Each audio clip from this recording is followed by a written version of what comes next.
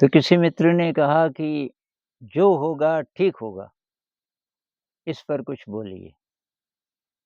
जो होगा ठीक होगा। तो भविष्य के बारे में हम 2 ही चीज़ें बोल सकते हैं। एक तो हम परेशान हो जाएँ कि कहीं ऐसा ना हो कि ठीक ना हो, तो तब उसका असर आपके ऊपर नेगेटिव होगा। तब आप नेगेटिव ही सोचते रहोगे, कहीं ये ना हो जाए, कहीं वो ना हो जाए। तो व्याकुलता आएगी, एंग्ज़ायटी आएगी। ये बहुत सारे लोगों में होता है, कोई प्रॉब्लम आ गई तो यही होता है। कहीं ये ना हो जाए, कहीं वो ना हो जाए। अब पता तो है नहीं, किसी को भी नहीं भविष्य का, लेकिन उसकी जो इंटरप्रिटेशन है वो 2 प्रकार की हो सकती है। एक तो व्याकुलता वाली और दूसरी इंटरप्रिटेशन ये हो सकती है कि जो होगा ठीक होगा। हम एक्सेप्ट करेंगे जैसा भी होगा, बस वो ठीक होगा। इसका मतलब ये नहीं कि आप कुछ नहीं करेंगे, ये नहीं है इसका मतलब। इसका मतलब ये है कि आप जो आपसे हो सकता है बेस्ट वो करेंगे, लेकिन फिर भी जो होगा वो अच्छा होगा। ये मनोदशा अगर आ जाए तो तब तो बात ही बन जाए कि भई जो होगा, ठीक होगा। ठीक का मतलब ये नहीं कि सुखपूर्ण, ठीक का मतलब ये नहीं है कि दुःख नहीं आएगा। नहीं, दुःख भी आ सकता है, कष्ट भी आ सकता है, लेकिन वो सब भी एक्सेप्टेबल है। जिसे कहते हैं तेरे फूलों से भी प्यार, तेरे काँटों से भी प्यार, ऐसी वाली अप्रोच। तो इसकी ट्रेनिंग करनी पड़ेगी क्योंकि हमें आदत पड़ी हुई है। जैसे ही कोई प्रॉब्लम हो और कभी-कभी तो प्रॉब्लम भी नहीं, कोई पीछे की याद आती है, ऐसे ही कोई धुंधली-सी याद आ गई, लेकिन उस पर आधारित कोई घटनाएँ हम प्रोजेक्ट करते हैं कि तब कहीं ये ना हो जाए और तब वो ना हो जाए। और तब उसका कोई अंत नहीं, सोचते ही रह सकते हैं।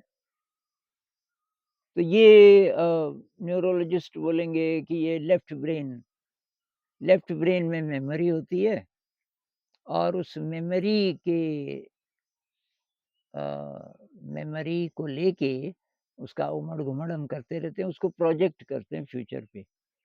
अगर हम पीछे की ना सोचें, तो आगे की सोच भी गायब हो जाएगी, लेकिन होता ऐसा मुश्किल है।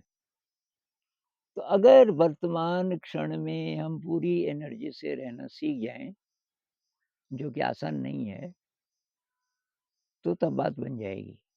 अब लॉजिकली तो ये बात समझ आ जाएगी, जैसे कोई बोलता है, हम पढ़ते हैं कि भई ये जो वर्तमान क्षण है यही सत्य है, पीछे जो हुआ वो तो खत्म हो गया और आगे जो है वो किसी ने नहीं देखा। तो रियलिटी तो यही है, प्रेज़ेंट मोमेंट। बात तो समझ आती है, लेकिन मन तो नहीं टिकता।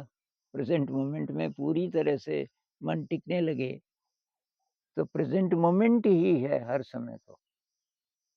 पर ये आसान नहीं है, इसके लिए बहुत एनर्जी चाहिए और हम ट्रेनिंग करें लगातार तो एनर्जी जुटा सकते हैं। तो ये जो संत लोग तो कहते हैं ना एक प्रकार का खेल है। अब उनको खेल इसलिए लगता है कि बहुत हाई एनर्जी लेवल है। तो ये गीतांजलि में कुछ-कुछ ऐसी पोएम्स हैं जो हमें काफ़ी मदद कर सकती हैं। तो मैं कुछ पढ़ता हूँ, कुछ-कुछ पीसेस अलग-अलग जगह से। तो एक ये है, मैंने हिंदी में ट्रांसलेट किया है, तो ट्रांसलेशन पता नहीं कैसा है। दिशाहीन आकाश में तूफान गरज रहा है, अथाह महासागर में जहाज ध्वस्त हो रहे हैं। सर्वत्र मृत्यु का तांडव है और बच्चे खेल रहे हैं। तो ये बच्चे हैं संत, बच्चे जो यहाँ पे बोला गया है, तो ये संत हैं, इनके लिए जीवन ऐसा है कि दिशाहीन आकाश में तूफान गरज रहा है। तो मतलब बहुत घबराहट वाली स्थिति है आम आदमी के लिए। अथाह महासागर में जहाज ध्वस्त हो रहे हैं, सर्वत्र मृत्यु का तांडव है। क्योंकि मृत्यु को हम बहुत खतरनाक मानते हैं, लेकिन बच्चे खेल रहे हैं, वो जानते हैं ये जीवन और मृत्यु तो डांस है। एक और गीतांजलि की पोएम है, उसमें टैगोर जी कहते हैं, रोमांच की इन तरंगों के साथ रोमांचित होने का तुम में साहस नहीं है क्या? तो कौन सा रोमांच? वो कहते हैं ये डांस है, ये जो जीवन है, ये सब डांस है। इस क्षण में डांस चल रहा है और वो डांस है बहुत ज़्यादा रोमांचित कर देने वाला। तो रोमांच की इन तरंगों के साथ रोमांचित होने का तुम में साहस नहीं है क्या? आनंद के इस भयानक भंवर में फेंके जाने, खो जाने, टूट जाने की हिम्मत नहीं है क्या? वो कहते हैं आनंद का भंवर है, जिसे आप अ, जीवन कहते हैं और उसमें कभी आप हँसते हैं, कभी रोते हैं। आपकी मर्ज़ी की हो गई तो हँसते हैं, आप जो चाहते हैं उसके खिलाफ हो गया तो हम परेशान हो जाते हैं। तो आनंद के इस भयानक भंवर में फेंके जाने, खो जाने, टूट जाने की हिम्मत नहीं है क्या आप में? नहीं तो परेशान क्यों हो? डांस करो। एक और कविता में वो कहते हैं कि तुम ये जो माँगते हो अपने लिए कि हे ऊपर वाले मुझे ये दे दे, मुझे वो दे दे, मुझे वो दे दे। भविष्य की जब हम सोचते हैं और जब लोग जाते हैं मंदिर में, मस्जिद में कहीं भी जाते हैं तो ज़्यादातर लोग माँगते हैं कि मुझे ये मिल जाए, मुझे वो मिल जाए। तो ये टैगोर जी कहते हैं, अरे भिखारी अपने ही दरवाज़े पर भीख माँगने आया है। अपना सारा भार उन हाथों को दे दो, जो सारा वज़न सँभाल सकते हैं। तो ये बात तो बहुत आसान है और मैं आपको थोड़ा-सा एक प्रार्थना जो हम गाते हैं असेंबली में, उसकी कुछ लाइनें सुना देता हूँ कि ऐसी भी प्रार्थना हो सकती है कि हम अपने लिए कुछ ना माँगे। माँगू नहीं सुख प्रभु, नाम नहीं, यश नहीं, माँगू न रतन धन खान रे, मुश्किलों से बच जाऊँ ये नहीं कामना, चाहिए न पथ आसान रे। तो जो आम आदमी माँगता है, यहाँ बातें हो रही है कि वो सब नहीं चाहिए। तो क्या चाहिए? दुःख कितना ही आए, इतनी है विनती की, मुझको मिले अभय दान रे। निर्भय चल सकूँ धार पे कटार की मैं, गाता हुआ तेरे गुणगान रे। कहते हैं ना कि सत्य को ले जाने वाली जो पगडंडी है, वो बहुत तंग है, तलवार की धार जैसी।